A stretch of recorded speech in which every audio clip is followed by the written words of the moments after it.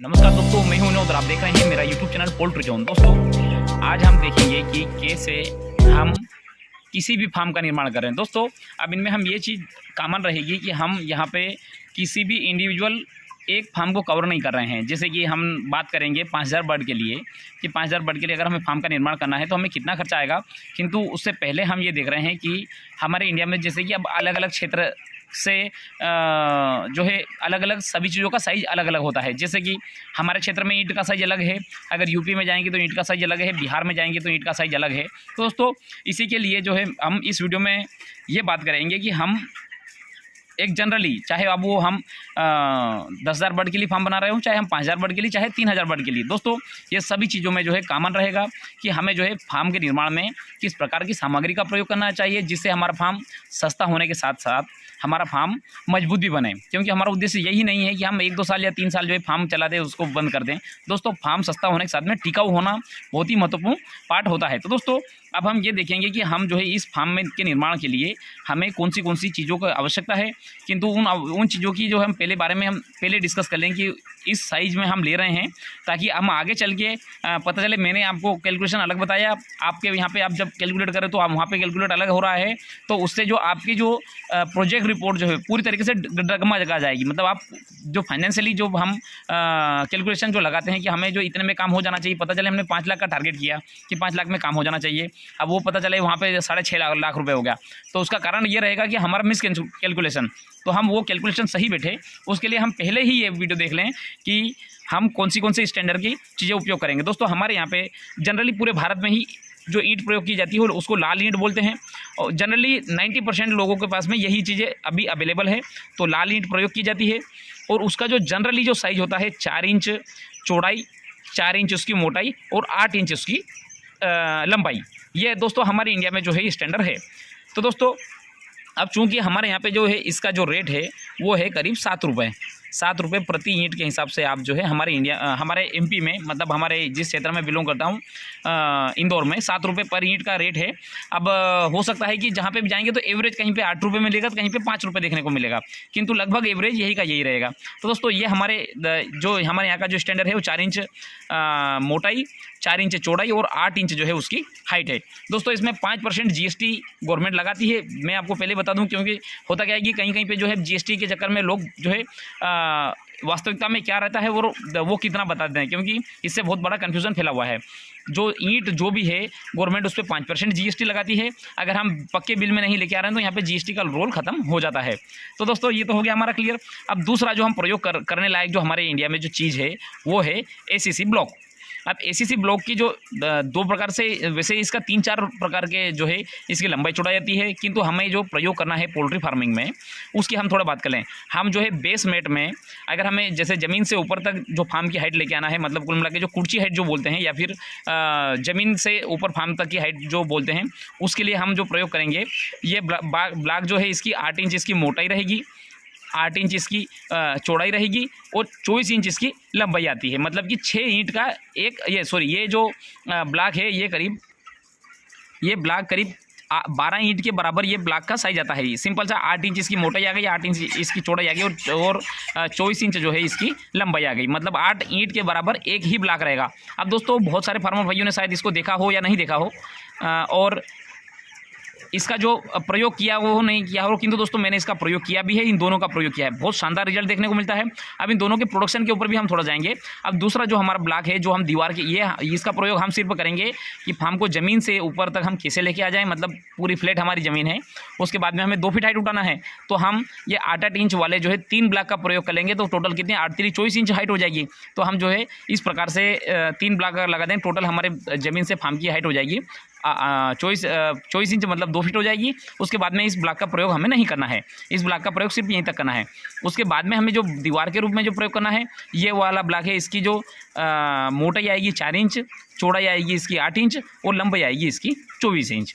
और दोस्तों इसका भी मैंने इन दोनों का प्रयोग किया है, बहुत शानदार क्वालिटी, सस्ता ईंट की तुलना में सस्ता। अगर देखा जाए तो इनकी मतलब प्राइस में जो है ये ईंट से महंगा रहेगा, एसीसी ब्लॉक प्राइस में ईंट से महंगा रहेगा, किंतु कंस्ट्रक्शन जब हम टोटल ओवरऑल कॉस्ट देखेंगे तो करीब 20 से 25% का डिफरेंस आता है ईंट के कंस्ट्रक्शन में और ब्लॉक के कंस्ट्रक्शन में।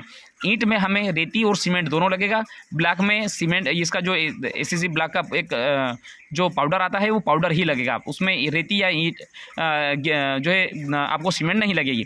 इसके साथ में जहाँ पे हम 6 ईंट जब जोड़ेंगे तब हम यहाँ पे 1 ब्लॉक जोड़ देंगे तो भी हमारा काम हो जाएगा। इससे हमारी लेबर भी कॉस्टिंग कम होती है, दूसरा हमारा समय भी बचता है और मजबूती दोनों में बराबर है, ईंट में भी बराबर है और इसमें भी बराबर है। इसकी खासियत यह है कि इसमें आप तरी नहीं भी करोगे चल जाएगा, ईंट में आपको तरी करना बहुत ज़रूरी है। तो दोस्तों ये हो गया हमारे ब्लॉक के बारे में। अब हम इसके रेट के बारे में बात करें। दोस्तों इसका जो रेट है मैंने थोड़ा सा उल्टा लिख दिया। 8 इंच 8 बाय 8 गुणी 24 वाले ब्लॉक की कीमत है 84 रुपये हमारे इंदौर में, और इससे जस्ट अगर हम आधा कर दें 4 8 और 24 वाले का जो रेट है हमारे इंदौर में 42 रुपये। दोस्तों इसमें भी जीएसटी 5% रहता है, और दोस्तों इसके जो रेट रहता है इसके वो अब सब अलग अलग जगह के ऊपर डिपेंड करता है। हमारे यहाँ पे जो है ये इस 42 रुपये में 5% जीएसटी और ट्रांसपोर्टिंग इंक्लूडिंग है। 100 किलोमीटर के दायरे में अगर ट्रांसपोर्टिंग अगर होती है और मिनिमम जो है 2 क्यूबिक मीटर माल परचेस करेंगे तो वहाँ पे जो है ये इंक्लूडिंग है, किंतु हर एक क्षेत्र में थोड़ा सा इसका वेरिएशन हो सकता है, कहीं पे 85 रुपये हो सकता है इसका रेट, कहीं पे 90 रुपये हो। तो दोस्तों ये चीज़ क्लियर हो गई एसीसी ब्लॉक के बारे में, इसका साइज भी हमने डिफाइन कर लिया। अब दोस्तों उसके बाद में हम आते हैं एमएस पाइप के ऊपर, हमें कौन सा पाइप प्रयोग करना है। बहुत सारे फार्मर भाई जो है इसमें भी कंफ्यूज हैं। तो हम जो कॉलम के तौर में हमें जो भी पाइप जो प्रयोग करना है उस पाइप में सबसे अच्छा जो अगर वजनदार और इफ़िशियंट और इकोनॉमिक अगर हम माने तो 3 बाय 3 मतलब 3 इंच चौड़ाई और 3 इंच उसकी लंबाई मतलब मोटाई, और उसके बाद में हाइट तो जो है हम हमारी आवश्यकता के अनुसार लेंगे। उसमें वजन में अगर हम देखें तो 25 से 30 केजी वजन में अगर हम पाइप का प्रयोग करेंगे 3 बाय 3 में तो वो अच्छा रहेगा, वो मजबूत रहेगा और टिकाऊ रहेगा, उसको इंस्टॉलेशन भी बहुत आसान रहेगा। अब दोस्तों इसमें कॉलम हम चाहे तो सीमेंट के कॉलम भी प्रयोग कर सकते हैं, किंतु अभी हम इसमें जो बात कर रहे हैं एमएस पाइप की, क्योंकि जनरली जो लोग कॉलम का भी जो है प्रयोग करते हैं और एमएस पाइप का भी प्रयोग करते हैं। हम इस वीडियो में देख रहे हैं कि हम अगर एमएस पाइप का प्रयोग कर रहे हैं तो हमें खर्चा कितना आएगा, फिर अगले कोई से वीडियो में हम देखेंगे कि हम कॉलम का प्रयोग करेंगे तो फार्म बनाने में हमें कितना खर्चा आएगा। दोस्तों चूँकि कॉलम की तुलना में इसमें इंस्टॉल करने में समय कम लगता है, जहाँ पे हम एक दिन में चाहे 4 कॉलम या 5 कॉलम बनाएंगे, वैसे ही हम जो है एक दिन में करीब हम दोनों तरफ के ये जो पाइप है एमएस पाइप हम आसानी से वेल्डिंग करके इनको गाड़ सकते हैं। तो दोस्तों ये जो अगर कॉलम के रूप में आपको पाइप प्रयोग करना है तो 3 बाय 3 में प्रयोग करना है, उसका वजन कम से कम 25 से 30 केजी वजन होना चाहिए। अब इसमें आप 2 प्रकार के पाइप आते हैं, कॉइल आते हैं, सेमी कॉइल आते हैं। तो इसमें अगर आपको कॉलम के रूप में प्रयोग करना है तो आप कोशिश ये कीजिएगा कॉइल का पाइप प्रयोग करें, और सेमी कॉइल का भी अगर कर रहे हैं तो उसको पेंट करके, दोनों को पेंट करके ही आपको प्रयोग करना है। अब ये तो हो गई दोस्तों। अब उसके बाद में हम अगर फार्म की हम चौड़ाई 30 फीट मान रहे हैं, जनरली हमारे भारत में जो फार्म का निर्माण जो करते हैं हम वो 30 फीट में भी करते हैं, 35। अब आजकल जो इसी फार्म बना रहे हैं तो उसको 35 फीट भी कर रहे हैं, 40 फीट भी कर रहे हैं, 50 फीट भी कर रहे हैं। अभी हम बात करें 30 फीट की, और अब हम उसी में हम देख लेंगे कि हमें 40 फीट या 50 फीट का भी बना रहे हैं तो हमें किस प्रकार से सावधानी रखना है, किस प्रकार के पाइप का प्रयोग करना है। दोस्तों ये बात कर रहे हैं हम अभी 30 फीट के पाइप के लिए। 30 फीट के पाइप के लिए अगर हम कैंची का निर्माण करें, ट्रेंच का निर्माण कर रहे हैं तो हमें 2 बाय 2 के पाइप का प्रयोग करना है, और उसमें वजन कम से कम चाहिए 25 केजी वजन में होना चाहिए। अगर इससे कम रहेगा तो देखिए पाइप तो आप 15 किलो वाला बनाओगे तो भी बन जाएगा और टिक भी जाएगा, ऐसा नहीं है। किंतु जो मजबूती हमें जो प्रॉपर तरीके से चाहिए वो हमें 25 केजी वजन वाले पाइप में ही बहुत शानदार तरीके से देखने को मिलेगी। अब यहाँ पे हम जो है 3 बाय 2 के भी पाइप का प्रयोग कर सकते हैं, या फिर हम 2 बाय 2 के भी पाइप का प्रयोग कर सकते हैं कैंची निर्माण करने के लिए। अब दोस्तों कैंची में जो क्रॉस आर्म देखिए, अब ये इस प्रकार से हम कुछ कैंची का निर्माण करेंगे तो ये जो पाइप है हमें जो ये वाला जो पाइप निर्माण करना है ये हमने कम से कम 25 केजी वजन में चाहिए 2 बाय 2 में। और ये इसकी जो क्रॉस आर्म जो दिख रही है आपको, जो क्रॉस आर्म दिख रही है, ये पाइप जो है आप 20 केजी के प्रयोग 20 केजी के वजन में भी आप ले सकते हैं। दोस्तों ये क्रॉस आर्म जो है आपको 20 केजी के वजन में आप ले सकते हैं। अब दोस्तों इसके साथ में हम आगे देखेंगे कि अब बहुत सारे फार्मर भाई जैसे फॉल सीलिंग करना चाहते हैं, फॉल सीलिंग अगर करना चाहते हैं तो दोस्तों जो ये नीचे वाला जो 20 केजी वाला जो ये अपने जो 25 केजी वाला जो पाइप है, इसके नीचे 6 इंच नीचे आप इस प्रकार से पाइप का वेल्डिंग करवा दें, टुकड़ा वेल्डिंग करवा दें। और उसके नीचे आप जो है 10 केजी वाला 1.5 बाय 1.5 इंच वाला पाइप भी लगा सकते हैं, क्योंकि टोटल जो हमारा पूरा वजन जो है फार्म का इस पे आ जाएगा।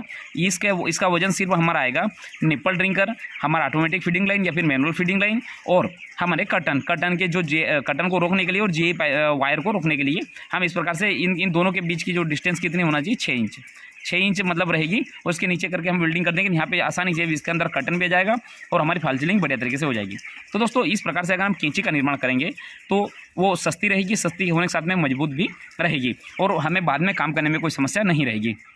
अब दोस्तों ये तो हो गया। अब हम ये देख लें कि हमें कॉलम का भी निर्माण कर रहे हैं, तो कॉलम की ज़मीन के अंदर गहराई कितनी होना चाहिए, ज़मीन से ऊपर कितना होना चाहिए। दोस्तों अगर हमने मान लिया कि ज़मीन से मतलब हमारे फार्म की ग्राउंड लेवल से, ये मान लीजिए कि ये हमारा हो गया फार्म का ग्राउंड लेवल, ये हो गया हमारा।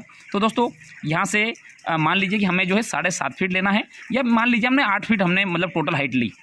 हम 8 फीट अगर टोटल हम हाइट ले रहे हैं तो हमें जो है देखिए ज़मीन से ऊपर जो है पाइप का 8 फीट ऊपर रहेगा, तो 2 फीट तो हमारी दीवार आ गई, और दीवार से 6 फीट ऊपर जो है हमारा पाइप होना चाहिए, जो कॉलम पाइप की हम बात कर रहे हैं। अब दोस्तों यहाँ से यहाँ तक हो गया। अब इसके बाद में ग्राउंड से, जैसे मान लीजिए ये तो हमारा फार्म का ज़मीन से ऊपर 2 फीट हिस्सा हो गया। अब मान लीजिए ज़मीन जो है यहाँ से चालू हो रही है, तो जो पाइप जो भी हम निर्माण कर रहे हैं वो तो कम से कम ज़मीन के अंदर से 1 फीट नीचे से आना चाहिए।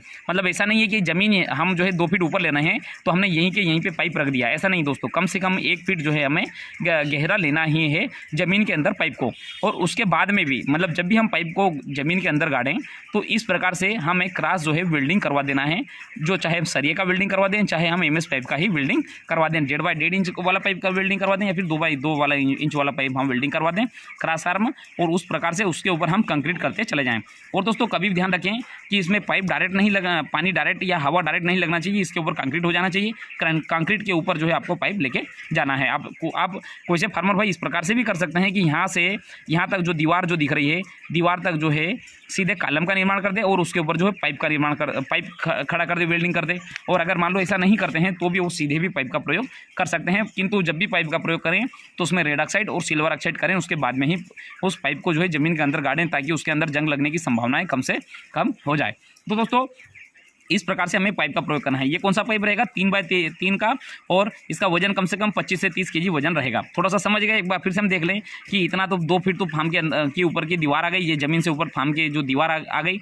ये हम ओपन पोल्ट्री फार्म, इसी पोल्ट्री फार्म दोनों के लिए बात कर रहे हैं। इसमें ऐसा नहीं कि हम ये ओपन पोल्ट्री फार्म के लिए गणना कर रहे हैं, ये हम इसी पोल्ट्री फार्म के लिए भी यही स्टैंडर्ड रहेगा। और कम से कम ज़मीन से आप जो है 1 फीट मतलब ज़मीन से कम 1 फीट नीचे गहरा होना चाहिए। अब दोस्तों ये तो हो गया हमारे कॉलम का निर्माण। अब दोस्तों अगर हम देखें तो हमारे फार्म का निर्माण कुछ इस प्रकार से होगा, इस प्रकार से ही हम फार्म का निर्माण करते हैं। तो दोस्तों अब हम कैसे ये देखेंगे कि ये फार्म की हमने चौड़ाई मान ली 30 फीट, लंबाई मान ली हमने 100 फीट, तो जो 2 पोलों के बीच की जो स्पान जो है ये कम मैक्सिमम आप 10 फीट होना चाहिए।